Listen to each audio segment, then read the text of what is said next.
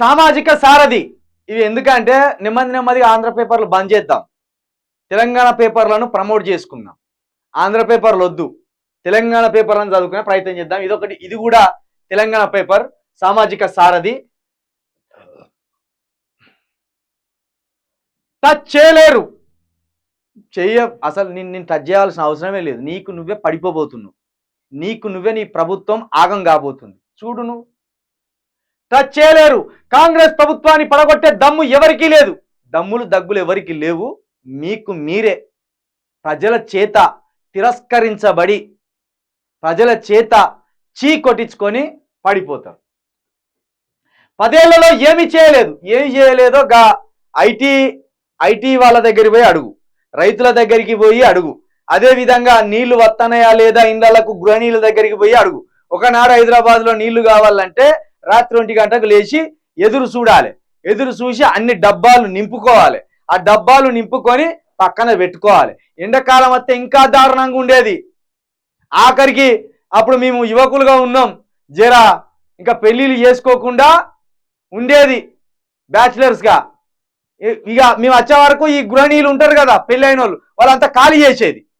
మాకొక డబ్బా కావాలంటే ట్యాంకర్ తెప్పించుకునేది మేము.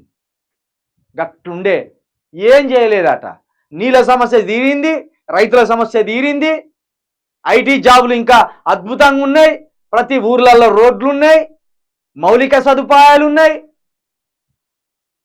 కొన్ని చిన్నవి కాలేదు, ఏది కాలేదట. ఏది అసలు తెలంగాణ రాష్ట్రం నిలబడమే చాలా గొప్ప.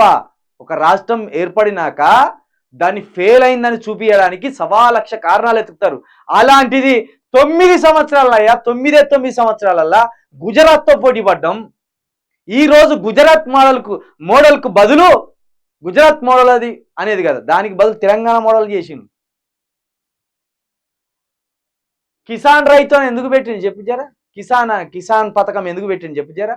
రైతు బంధుని చూసి పెట్టిండు మోడీ, కిసాన్ యోజన అని పెట్టిండు కాబట్టి. దేనికి పెట్టిండు, ఎవరిని చూసి పెట్టిండు, తెలంగాణను చూసి పెట్టిండు. మరి ఎవరు ఇప్పుడు దేశానికి రోల్ మోడల్గా ఉన్నారు చెప్పు జరా. ఏ ప్రభుత్వం దేశానికి రోల్ మోడల్గా ఉండే చెప్పు జరా. తెలంగాణ ప్రభుత్వం దేశానికి రోల్ మోడల్గా అయింది. నువ్వు చెప్తాన్నావు ఏం చేయలేదట, 10 ఏళ్లలో ఏం చేయలేదు.